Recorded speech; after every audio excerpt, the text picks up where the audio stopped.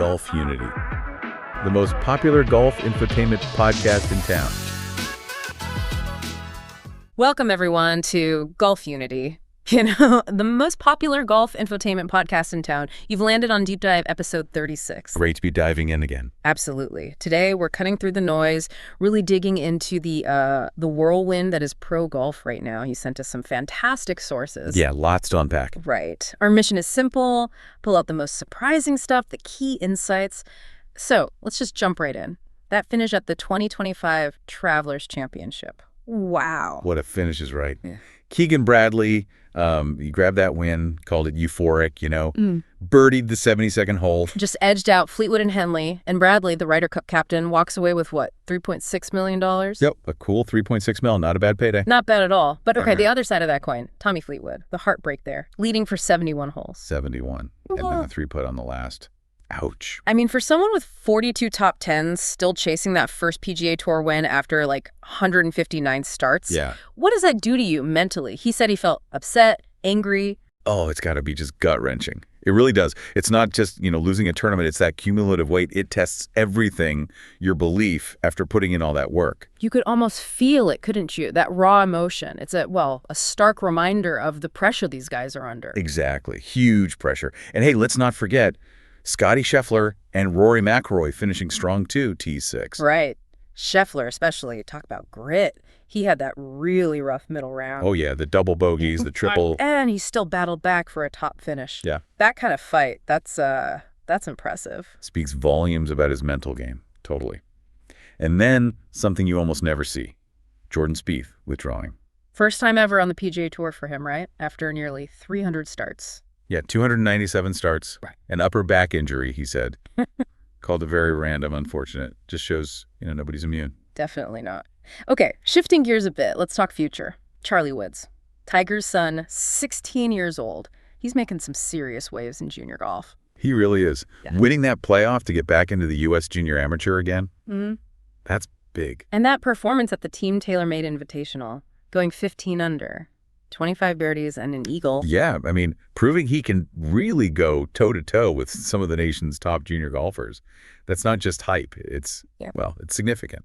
So how does that kind of next-gen talent factor into the bigger picture, especially now with the PGA Tour bringing in Brian Rolapp as the new CEO? It's interesting timing, isn't it? Rolapp, coming from the NFL, high-level exec. Yeah. He knows media, knows big deals. He was key in that whole Thursday Night Football thing. Right, those multi-billion-dollar deals. So what is it about that NFL background, do you think, that has players like Rory, Scheffler, Spieth talking about his new energy and vision? What are they hoping for? Well, I think it's more than just, bigger TV contracts, though that's part of it. Rolapp's background is in turning sport into maybe a more aggressive, fan-focused entertainment product. Entertainment product. Interesting way to put it. Yeah, I think innovation, focusing on the competition, maybe in new ways, finding different kinds of partners. Players seem excited about a fresh perspective, someone who might shake things up a bit, maybe challenge golf's traditional image. A strategic shift, then? Moving from purely sport towards spectacle, maybe? Could be. Could definitely be. It's one to watch. Okay, and let's not just focus on the scores. Mental resilience, raw emotion. We saw that with Minjee Lee at the KPMG Women's PGA, her third major. On a course they called a fire-breathing test. Seriously tough conditions. Yeah, only 3 players under par all week. Lee stumbled early on Sunday, too, didn't she? She did.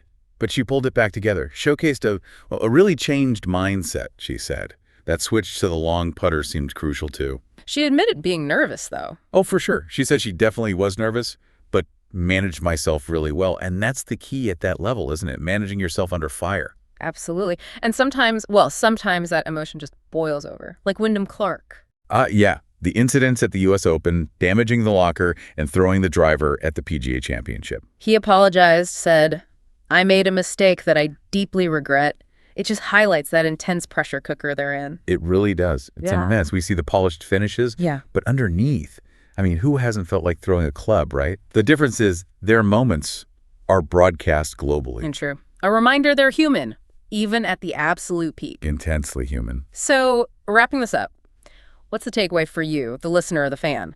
We've seen crazy drama, new talent rising, big strategic moves behind the scenes. Yeah, it really feels like pro golf is in this state of dynamic flux, the mental game, innovation, leadership.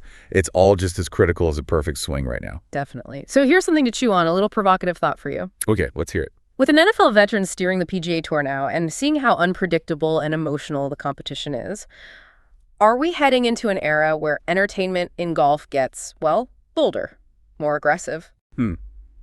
Challenging that traditional, maybe quieter image it's always had. Exactly. Could it be a fundamental shift in how golf presents itself? Something to think about. Definitely something to mull over. All right, that's our deep dive for today. Thanks so much for tuning in to Golf Unity, your weekly hookup for golf news. Yeah, thanks everyone. Hey, make sure you ring the bell. Follow us on social media. You know the drill. Don't miss out. And join us next week. We're going deep into the economics of golf course design. Ooh, that'll be interesting. How it impacts your local tracks. You won't want to miss that one. See you then. Head over to our social media. Yeah? Tell us what you think. Let's hear it. And give us your predictions for the future of golf. Until next time. Keep it in the fairway. And hit 'em straight.